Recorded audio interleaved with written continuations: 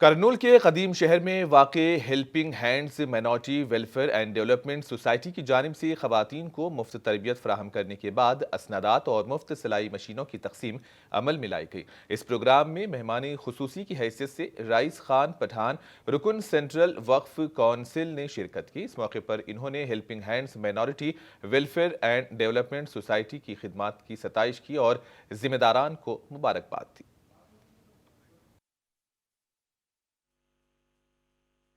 कि आज एक ऐसा प्रोग्राम हमने अपनी नज़रों से देखा है। हम पूरे हिंदुस्तान, पूरे भारत में घूमते हैं, बहुत सारी जगहों पर बहुत सारे एनजीओ के पास जाते हैं जो महिलाओं के प्रोग्राम चलाते हैं।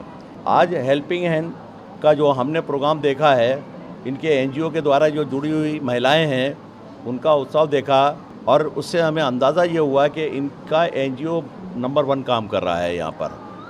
और महिलाएं जो इनके साथ में जुड़ी हुई हैं, वो महिलाएं उनको अपना आगे का भविष्य अच्छा नज़र आ रहा है और इन्होंने उन महिलाओं के लिए पिछले कई सालों से बहुत सारे अच्छे प्रयास किए हैं और ये अच्छे कामों को करते चले आ रहे हैं।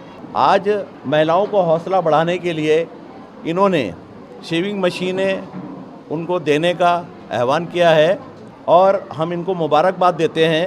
Helping hands minority welfare developing society నుంచి కుట్టు మిషన్లు టైలరింగ్ మిషన్లు డిస్ట్రిబ్యూషన్ చేసినాము.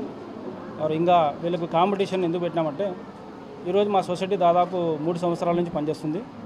ఈ 3 సంవత్సరాల్లో మహిళలకి అందరికీ ఒక ఉత్సాహంతో వాళ్ళకు పని నేర్పించి ఫ్రీగా వాళ్ళ జీవనోపాధిని చూపించడం కోసమే ఈ సొసైటీకి మేము టార్గెట్ పెట్టుకున్నాము.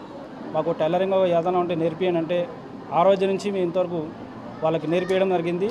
కాలంలో ఎడ్యుకేషన్ కూడా ఈ టార్గెట్ తీసుకోవాలని అనుకుంటున్నాము. పిల్లలకు ఫ్రీ ఎడ్యుకేషన్ ఇచ్చి, ఎందుకంటే రాబోయే కాలంలో ఎడ్యుకేషన్ అనేది ఈ శరీరంలో ఒక పార్ట్ అయిపోతుంది. అందుకే డబ్బులు ఫీజులు ఎక్కువ ఉన్న వల్ల చాలా మంది డ్రాప్ అవుతున్నారు కట్టలేక. మేము మా సొసైటీ వాళ్ళంతా కలిసి మాట్లాడి ఎడ్యుకేషన్ తరపున ఒక ఫ్రీగా 10th క్లాస్ వరకు పిల్లలకి పిలుచుకుపోయి ఎడ్యుకేషన్